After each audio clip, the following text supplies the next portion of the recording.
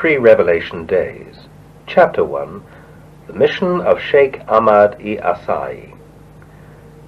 At a time when the shining reality of the faith of Muhammad had been obscured by the ignorance, the fanaticism, and perversity of the contending sects into which it had fallen, there appeared above the horizon of the East that luminous star of divine guidance, Shaykh Ahmad-I-AHSA'I. He observed how those who professed the faith of Islam had shattered its unity, sapped its force, perverted its purpose, and degraded its holy name. His soul was filled with anguish at the sight of the corruption and strife which characterized the Shia sect of Islam. Inspired by the light that shone within him, he arose with unerring vision, with fixed purpose and sublime detachment to utter his protest against the betrayal of the faith by that ignoble people. Aglow with zeal and conscious of the sublimity of his calling, he vehemently appealed not only to Shia Islam, but to all the followers of Muhammad throughout the East, to awaken from the slumber of negligence, and to prepare the way for him who must needs be made manifest in the fullness of time, whose light alone could dissipate the mists of prejudice and ignorance which had enveloped that faith. Forsaking his home and kindred, on one of the islands of Bahrain to the south of the Persian Gulf, he set out, as bidden by an almighty providence, to unravel the mysteries of those verses of Islamic scriptures which foreshadowed the advent of a new manifestation. He was well aware of the dangers and perils that beset his path. He fully realized the crushing responsibility of his task. There burned in his soul the conviction that no reform, however drastic, within the faith of Islam could achieve the regeneration of this perverse people. He knew and was destined by the will of God to demonstrate that nothing short of a new and independent revelation, as attested and foreshadowed by the sacred scriptures of Islam, could revive the fortunes and restore the purity of that decadent faith. Bereft of all earthly possessions and detached from all save God, he, in the early days of the 13th century of the Hegira, when 40 years of age, arose to dedicate the remaining days of his life to the task he felt impelled to shoulder. He first proceeded to Najaf and Karbala, where in a few years he acquired familiarity with the prevailing thoughts and standards current among the learned men of Islam.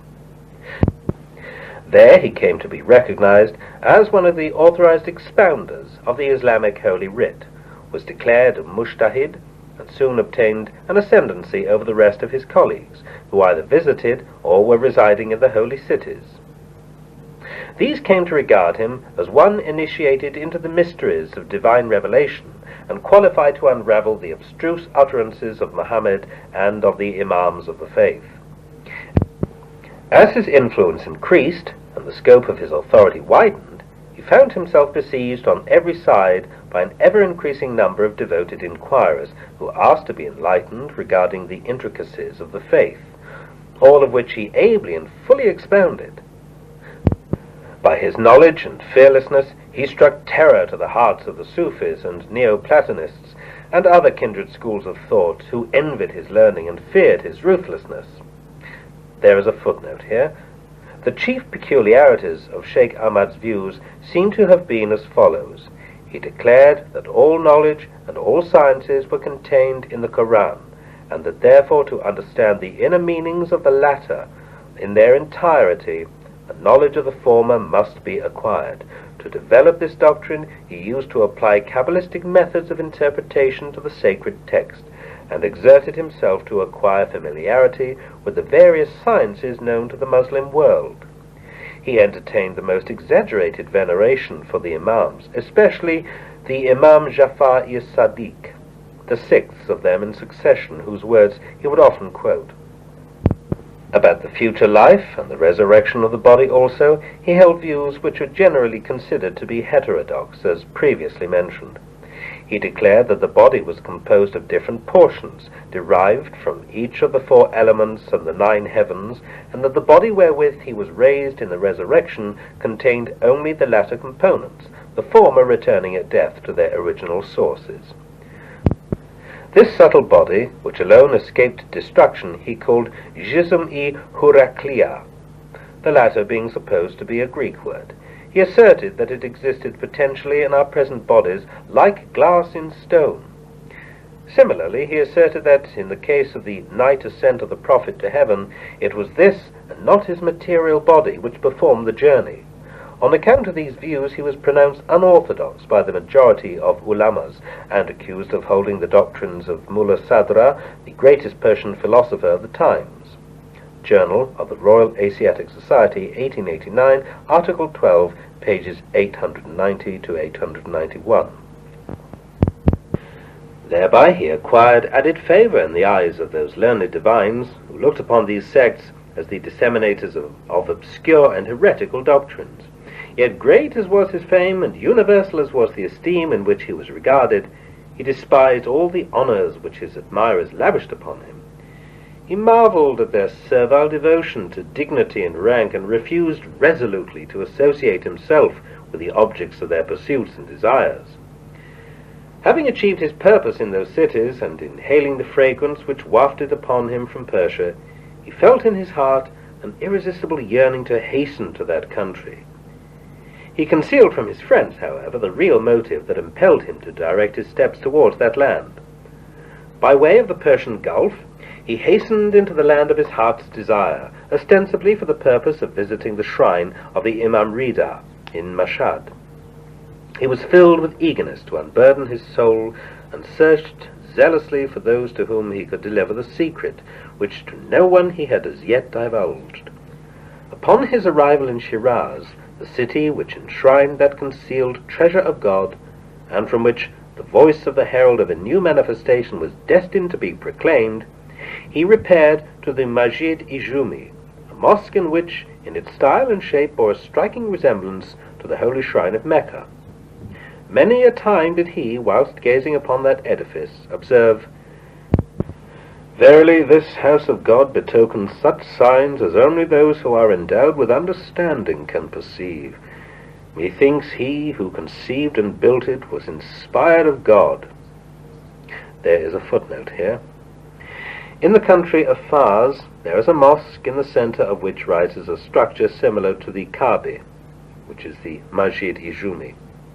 It was built only as a sign indicating the manifestation of the will of God through the erection of a house in this land, allusion to the new Mecca, i.e. the house of the Bab in Shiraz. Blessed be he who worshipped God in that land. Truly, we too worshipped God there, and prayed for him who had erected that building. "Wonder not," he said to those who were surprised, "for ere long the secret of my words will be made manifest to you. Among you there shall be a number who will live to behold the glory of a day which the prophets of old have yearned to witness." So great was his authority in the eyes of the ulamas who met and conversed with him, that they professed themselves incapable of comprehending the meaning of his mysterious illusions, and ascribed their failure to their own deficient understanding. Having sown the seeds of divine knowledge in the hearts of those whom he found receptive to his call, Shaykh Ahmad set out for Yazd, where he tarried a while, engaged continually in the dissemination of such truths as he felt urged to reveal. Most of his books and epistles were written in that city. Such was the fame he acquired, that the ruler of Persia, Fath Ali Shah, was moved to address to him from Tehran a written message, calling upon him to explain certain specific questions related to the abstruse teachings of the Muslim faith, the meaning of which the leading ulamas of his realm had been unable to unfold. To this he readily answered in the form of an epistle, to which he gave the name of Risale-i-Sultaniye. The Shah was so pleased with the tone and subject matter of that epistle that he forthwith sent him a second message, this time extending to him an invitation to visit his court. Replying to this second imperial message, he wrote the following: "As I had intended ever since my departure from Najaf and Karbala to visit and pay my homage to the shrine of the Imam Riza in Mashhad, I venture to hope that your Imperial Majesty will graciously allow me to fulfill the vow which I have made.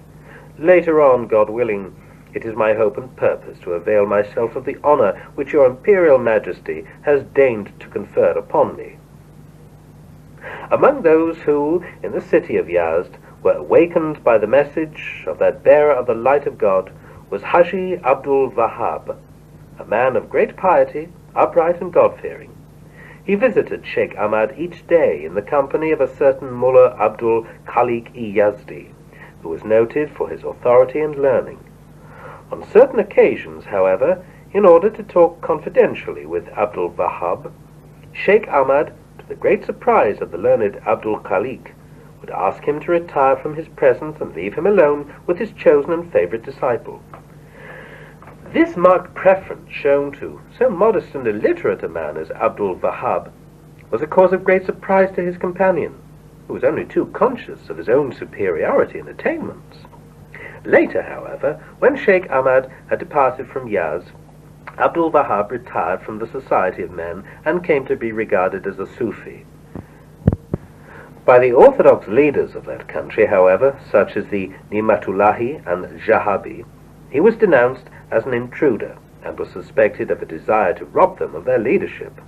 Abdul Wahab, for whom the Sufi doctrine had no special attraction, scorned their false imputations and shunned their society.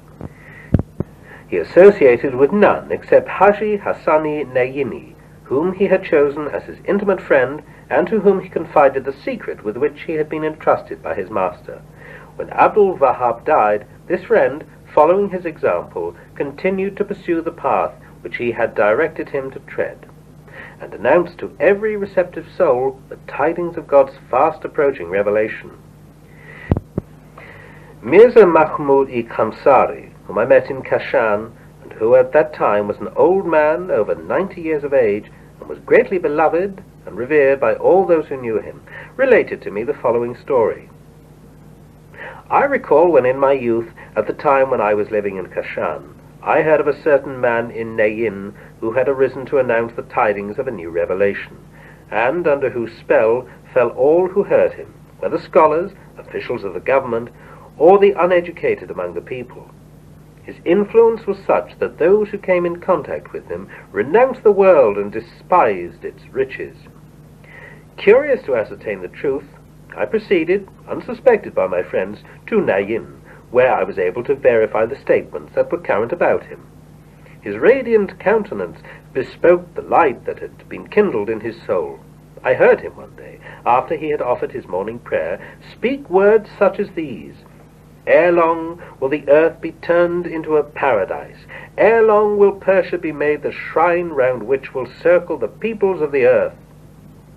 One morning, at the hour of dawn, I found him fallen upon his face, repeating in rapt devotion the words, "Allahu Akbar," which is God the Most Glorious.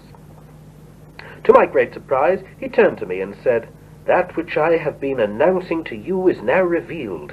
At this very hour, the light of the Promised One has broken, and is shedding illumination upon the world. O Mahmud, verily I say, you shall live to behold that day of days." The words which that holy man addressed to me kept ringing in my ears until the day when, in the year 60, I was privileged to hear the call that arose from Shiraz. I was, alas, unable, because of my infirmities, to hasten to that city. Later, when the Bab, the herald of the new revelation, arrived in Kashan, and for 3 nights lived as a guest in the house of Haji Mirza Jani, I was unaware of his visit, and so missed the honor of attaining his presence. Some time afterwards, whilst conversing with the followers of the faith, I was informed that the birthday of the Bab fell on the first day of the month of Muharram of the year AH 1235, the 20th of October, AD 1819.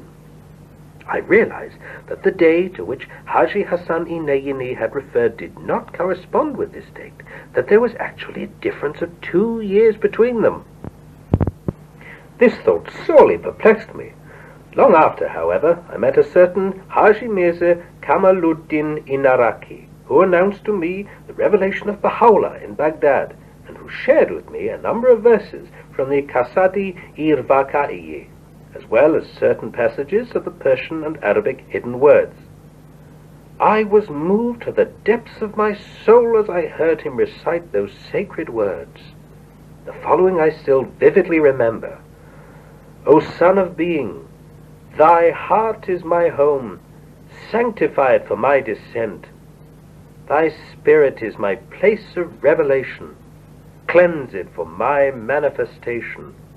O Son of Earth, wouldst thou have me seek none other than me, and wouldst thou gaze upon my beauty, close thine eyes to the world and all that is therein, for my will and the will of another than I, even as fire and water, cannot dwell together in one heart. I asked him the date of the birth of Baha'u'llah. The dawn of the second day of Muharram, he replied, of the year A.H. 1233, the 12th of November, A.D. 1817. I immediately remembered the words of Haji Hassan, and recalled the day on which they were spoken. Instinctively I fell prostrate on the ground and exclaimed, Glorified art thou, O my God, for having enabled me to attain unto this promised day. If now I be called to thee, I die content and assured. That very year, the year A.H. 1274, A.D.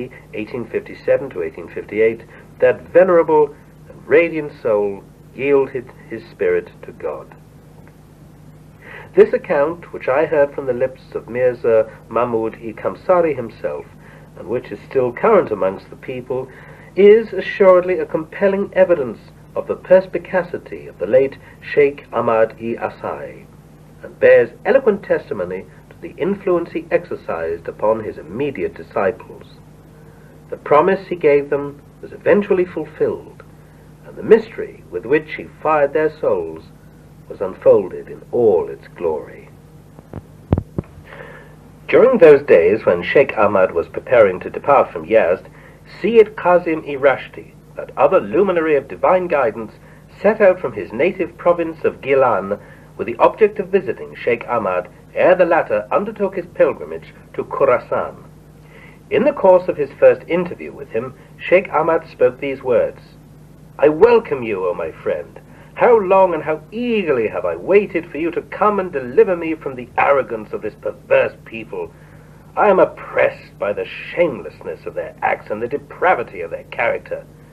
Verily we propose to the heavens and to the earth and to the mountains to receive the trust of God, but they refused the burden, and they feared to receive it. Man undertook to bear it, and he, verily, hath proved unjust, ignorant. This Seid Kazim had already from his early boyhood shown signs of remarkable intellectual power and spiritual insight. He was unique among those of his own rank and age. At the age of 11, he had committed to memory the whole of the Quran. At the age of 14, he had learned by heart a prodigious number of prayers and recognized traditions of Muhammad. At the age of 18, he had composed a commentary on a verse of the Quran, known as the Ayatul Kursi, which had excited the wonder and the admiration of the most learned of his day. His piety, the gentleness of his character, and his humility was such that all who knew him, whether young or old, were profoundly impressed.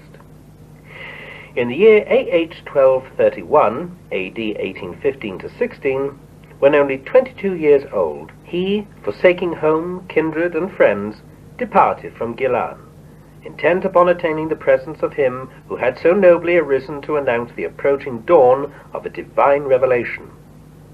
He had been in the company of Sheikh Ahmad for only a few weeks when the latter, turning to him one day, addressed him in these words, Remain in your house and cease attending my lectures. Such of my disciples as may feel perplexed will turn henceforth to you, and will seek to obtain from you directly whatsoever assistance they may require. You will, through the knowledge which the Lord your God has bestowed upon you, resolve their problems and tranquilize their hearts. By the power of your utterance, you will help to revive the sorely neglected faith of Muhammad, your illustrious ancestor. These words, addressed to Seid Kazim, excited the resentment and kindled the envy of the prominent disciples of Sheikh Ahmad, among whom figured Mullah Muhammad-i Mamakani and Mullah Abdul Khalik-i Yazdi. So compelling was the dignity of Seid Kazim, however, and so remarkable were the evidences of his knowledge and wisdom, that these disciples were awed and felt compelled to submit. Shaykh Ahmad, having thus committed his disciples to the care of Seid Kazim, left for Khurasan. There he tarried a while in the close vicinity of the holy shrine of the Imam Riza in Mashhad. Within its precincts he pursued with undiminished zest the course of his labors. By resolving the intricacies that agitated the minds of the seekers, he continued to prepare the way for the advent of the coming manifestation. In that city he became increasingly conscious that the day which was to witness the birth of the Promised One could not be far distant. That promised hour, he felt, was fast approaching. From the direction of Nur, in the province of Mazindaran, he was able to perceive the first glimmerings that heralded the dawn of the promised dispensation. To him, the revelation foreshadowed in these following traditional utterances was at hand.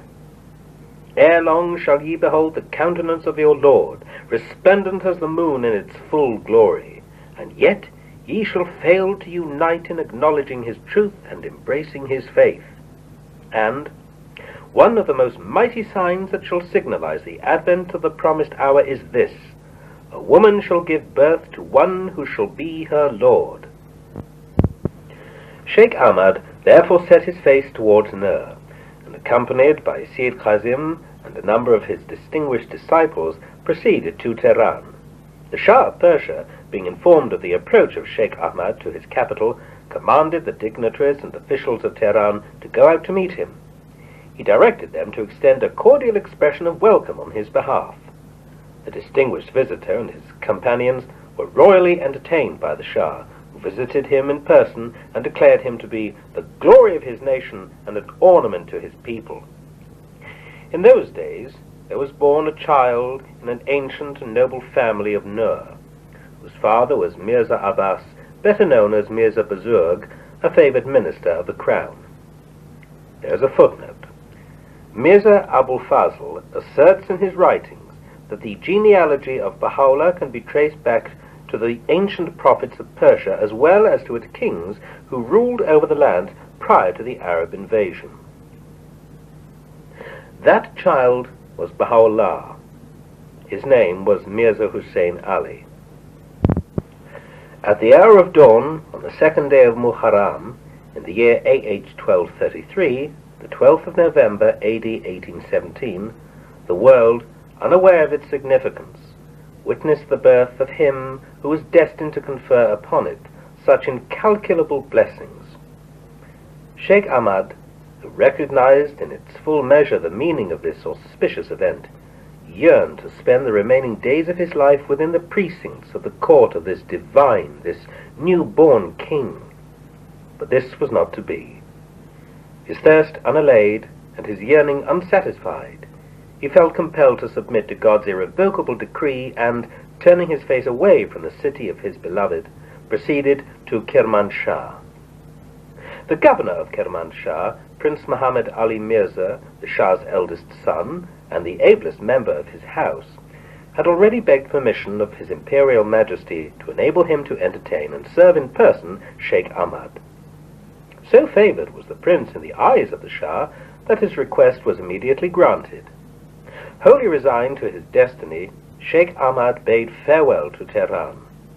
Ere his departure from that city, he breathed a prayer that this hidden treasure of God, now born amongst his countrymen, might be preserved and cherished by them, that they might recognize the full measure of his blessedness and glory, and might be enabled to proclaim his excellence to all nations and peoples.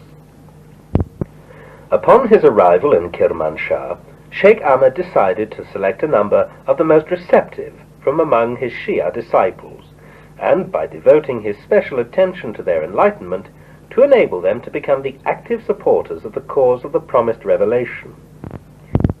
In the series of books and epistles which he undertook to write, among which figures his well-known work Sharuz Ziyari, he extolled in clear and vivid language the virtues of the Imams of the faith, and laid special stress upon the allusions which they had made to the coming of the Promised One. By his repeated references to Hussein, he meant, however, none other than the Hussein who was yet to be revealed, and by his allusions to the ever-recurrent name Ali, he intended not the Ali who had been slain, but the Ali recently born. To those who questioned him regarding the signs that must needs herald the advent of the Qaim, he emphatically asserted the inevitableness of the promised dispensation. In the very year the Bab was born, Shaykh Ahmad suffered the loss of his son, whose name was Shaykh Ali. To his disciples who mourned his loss, he spoke these words of comfort: "Grieve not, O my friends, for I have offered up my son, my own Ali, as a sacrifice for the Ali whose advent we all await. To this end have I reared and prepared him." The Bab, who was born Ali Muhammad, was born in Shiraz on the 1st of Muharram in the year AH 1235, the 20th of October, AD 1819. He was the descendant of a house renowned for its nobility, which traced its origin to Muhammad himself. His father, Seid Muhammad Riza, as well as his mother, were descendants of the Prophet and belonged to families of recognized standing. The date of his birth confirmed the truth of the saying attributed to the Imam Ali, the commander of the faithful, "I am 2 years younger than my Lord." The mystery of this utterance, however, remained unrevealed except to those who sought and recognized the truth of the new revelation. It was he, the Bab, who, in his first, his most weighty and most exalted book, revealed this passage concerning Baha'u'llah: "O thou remnant of God, I have sacrificed myself wholly for thee. I have consented to be cursed for thy sake, and have yearned for naught but martyrdom in the path of thy love. Sufficient witness unto me is God, the exalted, the protector, the ancient of days." While Shaykh Ahmad was sojourning in Kirmanshah, he received so many evidences of ardent devotion from Prince Muhammad Ali Mirza that on one occasion he was moved to refer to the prince in such terms: "Muhammad Ali I regard as my own son, though he be ascendant of Fath Ali."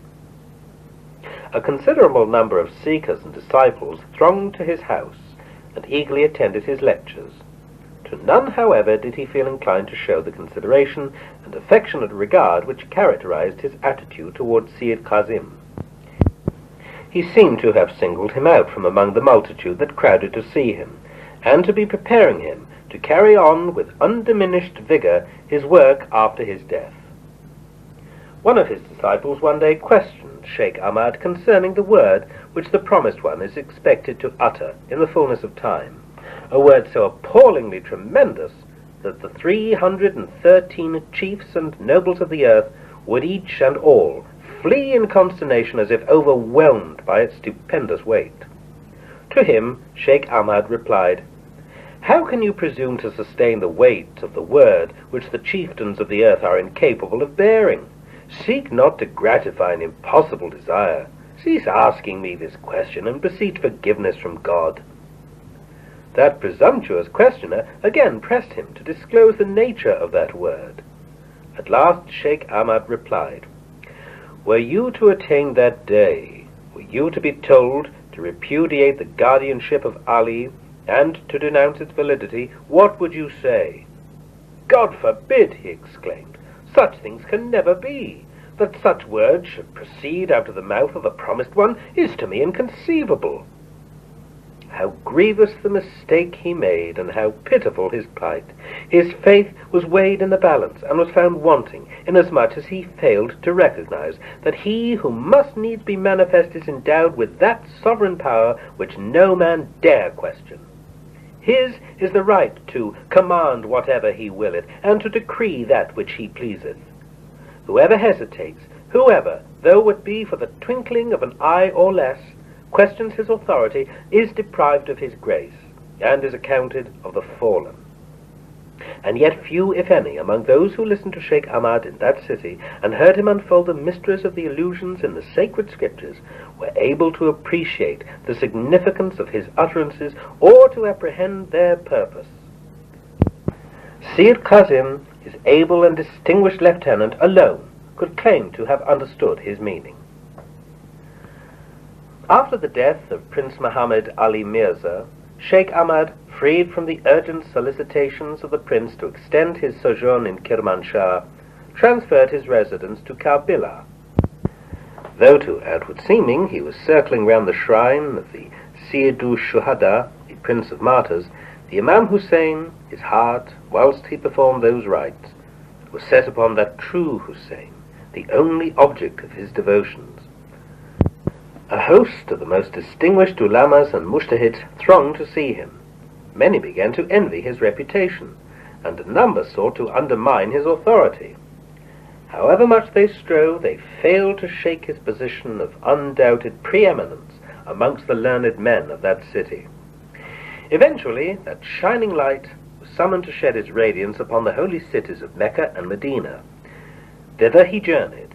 There he pursued with unstinted devotion his labors, and there he was laid to rest, beneath the shadow of the Prophet's sepulchre, for the understanding of whose cause he had so faithfully labored.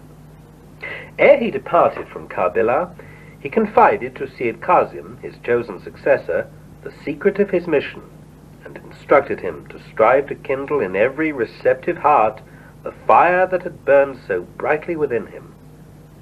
However much Seid Kazim insisted on accompanying him as far as Najaf, Shaykh Ahmad refused to comply with his request. "You have no time to lose," were the last words which he addressed to him. "Every fleeting hour should be fully and wisely utilized. You should gird up the loin of endeavor and strive day and night to rend asunder, by the grace of God and by the hand of wisdom and loving kindness, those veils of heedlessness that have blinded the eyes of men. For verily I say, the hour is drawing nigh, the hour I have besought God to spare me from witnessing, for the earthquake of the last hour will be tremendous. You should pray to God to be spared the overpowering trials of that day, for neither of us is capable of withstanding its sweeping force. Others, of greater endurance and power, have been destined to bear this stupendous weight. Men whose hearts are sanctified from all earthly things, and whose strength is reinforced by the potency of his power." Having spoken these words, Shaykh Ahmad bade him farewell, urged him to face valiantly the trials that must needs afflict him, and committed him to the care of God. In Karbala, Seid Kazim devoted himself to the work initiated by his master, expounded his teachings, defended his cause, and answered whatever questions perplexed the minds of his disciples. The vigor with which he prosecuted his task inflamed the animosity of the ignorant and envious. "For 40 years, they clamored, we have suffered the pretentious teachings of Shaykh Ahmad to be spread with no opposition whatever on our part. We no longer can tolerate similar pretensions on the part of his successor, who rejects the belief in the resurrection of the body, who repudiates the literal interpretation of the miraj, the ascent of Muhammad to heaven, who regards the signs of the coming day as allegorical, and who preaches a doctrine heretical in character and subversive of the best tenets of orthodox Islam. The louder their clamor and protestations, the firmer grew the determination of Seid Kazim to prosecute his mission and fulfill his trust.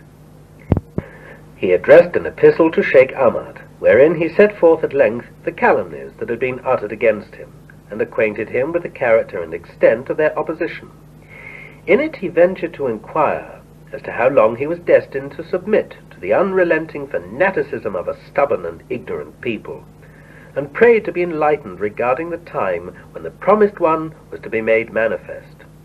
To this Shaykh Ahmad replied, "Be assured of the grace of your God. Be not grieved at their doings. The mystery of this cause must needs be made manifest, and the secret of this message must needs be divulged. I can say no more. I can appoint no time. His cause will be made known after Hin. Ask me not of the things which, if revealed unto you, might only pain you." There is a footnote. According to the Abjad notation, the numerical value of the word Hin is 68.